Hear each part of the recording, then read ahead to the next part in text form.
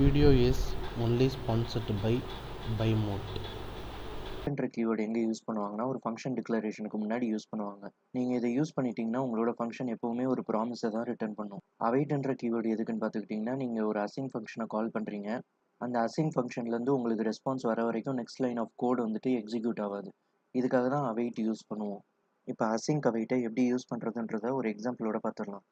நான் ஒரு function create பண்ண போகிறேன். இந்த ஃபங்க்ஷன் என்ன பண்ண போகுதுன்னா ஜஸ்ட் ஒரு வேல்யூ ரிட்டர்ன் பண்ண போகுது. ஸோ வந்துட்டு இப்போ நான் இந்த ஃபங்க்ஷனை கன்சோல் லாக் பண்ணி பார்த்தேன்னா எனக்கு 1ன்ற வேல்யூ வந்துட்டு பிரிண்ட் ஆகும். இங்கே பார்த்துக்கிட்டிங்கன்னா எனக்கு 1 பிரிண்ட் ஆயிடுச்சு. இதுவே இந்த ஃபங்க்ஷன் டிக்ளரேஷனுக்கு முன்னாடி நான் வந்துட்டு அசிங்க்ன்ற கீவேர்டை யூஸ் பண்ணிட்டேன்னா எனக்கு வந்துட்டு ஒரு ப்ராமிஸ் ரிட்டர்ன் ஆகும். இங்கே பார்த்துக்கிட்டிங்கன்னா எனக்கு ஒரு ப்ராமிஸ் ரிட்டர்ன் ஆகுது. ஸோ வந்துட்டு உங்களுக்கு ஒரு அசைன் ஃபங்க்ஷன் எப்போவுமே ஒரு ப்ராமிஸை தான் ரிட்டர்ன் பண்ணும். நீங்கள் வந்துட்டு வேல்யூவாக கொடுத்தாலும் அது இன்டர்னலாக வந்துட்டு ப்ராமிஸ் டாட் ரிசால்வ் பண்ணி தான் உங்களுக்கு ரிட்டர்ன் பண்ணும். அடுத்து நம்ம அவைட்டை பற்றி பார்த்துடலாம். அதுக்கு வந்துட்டு நான் இந்த பிளாக்கை வந்துட்டு ஒரு அசிங்க்ரனஸ் பிளாக்காக மாற்ற போகிறேன். ஸோ நான் ஒரு செட் டைம் மோட் போட போகிறேன். இந்த செட் டைம் மோட்டில் என்ன பண்ண போகிறேன்னா வந்துட்டு ஒரு 1 செகண்ட் கழிச்சு எனக்கு ரெஸ்பான்ஸ் ரிட்டர்ன் பண்ணுற மாதிரி எழுத போகிறேன்.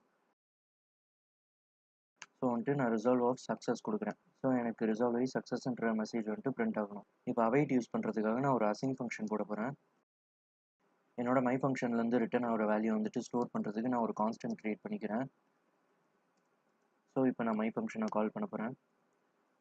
இந்த ஃபங்க்ஷனை கால் பண்ணுறதுக்கு முன்னாடி நான் அவைட்ன்ற கீவேர்டை யூஸ் பண்ண போகிறேன். இப்போ என்ன ஆகும்னா நான் கன்சோல் லாக் பண்ணுறப்போ எனக்கு வந்துட்டு 1 செகண்ட் கழிச்சு தான் கன்சோல் லாகே பிரிண்ட் ஆகும். இப்போ நான் ரன் பண்ணேன்னா எனக்கு 1 செகண்ட் கழிச்சு தான் வந்துட்டு சக்ஸஸ்ன்ற மெசேஜ் வருது. ஏன்னு பார்த்துக்கிட்டிங்கன்னா இந்த ஃபங்க்ஷன் முடிகிற வரைக்கும் எனக்கு நெக்ஸ்ட் பிளாக் ஆஃப் கோட் வந்துட்டு எக்ஸிக்யூட் ஆகல. அதனால தான் கன்சோல் லாக் வந்துட்டு உங்களுக்கு உடனே வரல, கொஞ்சம் லேட்டாக வருது. இதுவே நான் இந்த இடத்துல அவைட் யூஸ் பண்ணலன்னா என்ன ஆகும்னு பாருங்கள். எனக்கு ஒரு ப்ராமிஸ் ரிட்டர்ன் ஆயிடுச்சு. அதோட ஸ்டேட் வந்துட்டு பெண்டிங் தான் இருக்குது. ஸோ இந்த ப்ராமிஸ் எனக்கு ரிசால்வே ஆகலை. இப்போ மை ஃபங்க்ஷன் வந்துட்டு ஒரு ப்ராமிஸை ரிட்டர்ன் பண்ணுறதுனால என்னால் தென் போட்டு யூஸ் பண்ண முடியும். ஸோ நான் என்ன பண்ணலான்னா இங்கே வந்துட்டு கன்சோல் லாக் இப்படி போடுறதுக்கு பதிலாக டாட் தென் போட்டு கன்சோல் டாட் லாக் பண்ணேன்னா எனக்கு சேம் அவுட்புட் தான் வரும். இங்கே பார்த்துக்கிட்டிங்கன்னா எனக்கு சேம் சக்ஸஸ்ன்ற மெசேஜ் தான் வருது. அசிங்க் அவைட்ன்றது ப்ராமிஸை ரீப்ளேஸ் பண்ணுறதுக்காக கொண்டு வந்தது கிடையாது. ப்ராமிஸ்க்கு ஒரு சின்டாக்டிக் சுகர் மாதிரி தான் அதை கொண்டு வந்தாங்க. அதாவது ப்ராமிஸோட கூட இன்னும் சிம்பிளிஃபை பண்ணுறதுக்காக தான் கொண்டு வந்தாங்க. ஸோ இப்போ வந்துட்டு அசிங்க் அவைட் எந்த இடத்துல யூஸ் ஆகுன்றதுக்கு ஒரு எக்ஸாம்பிள் பார்த்துடலாம். அதுக்கு நான் என்ன பண்ண போகிறேன்னு பார்த்துக்கிட்டிங்கன்னா எனக்கு மை ஃபங்க்ஷன்லேருந்து ரிட்டர்ன் ஆகிற வேல்யூவை ப்ராமிஸ் செயினிங் யூஸ் பண்ணி ஒரு வேல்யூ ஆட் பண்ண போகிறேன். அதே மாதிரி இதை 2 to 3 டைம்ஸ் பண்ண போகிறேன். நான் இப்போ இங்கே என்ன பண்ணியிருக்கேன்னு பார்த்தீங்கன்னா மை ஃபங்க்ஷன் ஒரு அவுட்புட்டை ரிட்டர்ன் பண்ணும். அந்த வர அவுட்புட்டை நான் இன்னொரு ஃபங்க்ஷனுக்கு அனுப்பி +1 பண்ணி அதை வந்துட்டு ஒரு ப்ராமிஸாக ரிசால்வ் பண்ணி ரிட்டர்ன் பண்ணுறேன். இதில் நான் செட் டைம் மோட் யூஸ் பண்ணியிருக்கனால எனக்கு 1 செகண்ட் கழிச்சு தான் இது ரிசால்வ் ஆகி ரிட்டர்ன் பண்ணும். ஸோ அதே மாதிரியே ஒரு 3 டைம்ஸ் பண்ணிடுவேன். இதை நான் ரன் பண்ணேன். எனக்கு 4 செகண்ட் கழிச்சு 4ன்ற அவுட்புட் வரும். பார்த்துட்டிங்கன்னா எனக்கு 4 செகண்ட் கழிச்சு அவுட்புட் வந்திருக்கு. நம்ம இப்போ இதையே வந்துட்டு அசிங்க் அவைட்டை யூஸ் பண்ணி பண்ணலாம். அதுக்கு இந்த கோடை வந்துட்டு நான் கமெண்ட் பண்ணிடுறேன்.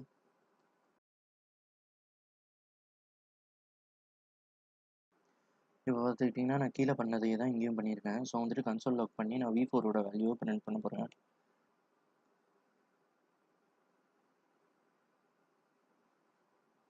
எனக்கு பார்த்துக்கிட்டிங்கன்னா சேம் அவுட்புட் தான் வருது, அதே 4 செகண்ட் கழிச்சு.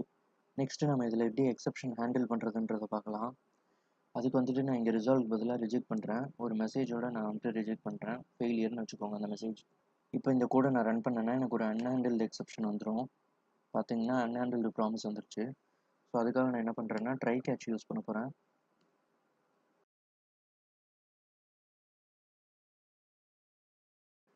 இப்போ இந்த கோடை நான் ரன் பண்ணேன்னா எனக்கு வந்துட்டு கேட்ச் பிளாக் கால் ஆகிடும்.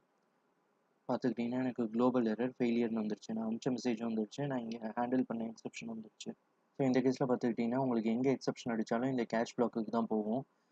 இப்போ நீங்கள் வந்துட்டு ஈச் இண்டிவிஜுவலுக்கும் ஒரு தனித்தனி எக்ஸப்ஷன் ஹேண்ட்லர் வேணும்னு நினச்சிங்கன்னா நீங்கள் வந்துட்டு தனியாக ஒரு ட்ரை கேட்ச் போடலாம்.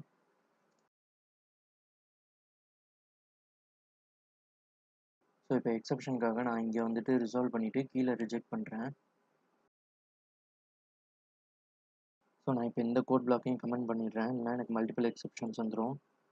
இப்போ நான் வந்துட்டு ரன் பண்ணால் எனக்கு வந்துட்டு என்னோட செகண்ட் எக்ஸப்ஷன் ஹேண்ட்லர் தான் கால் ஆகும். இங்கே பார்த்துக்கிட்டிங்கன்னா எனக்கு V2 எரர் ஃபெயிலியர் தான் வந்துருக்கு. அதாவது என்னோட இன்னர் கேட்ச் பிளாக் தான் வந்துட்டு ஹேண்டில் பண்ணியிருக்கு இந்த எக்ஸப்ஷன். ஸோ இப்படி தான் வந்துட்டு அசிங்க் அவைட் யூஸ் பண்ணுறப்போ எக்ஸப்ஷன் ஹேண்டில் பண்ணணும்.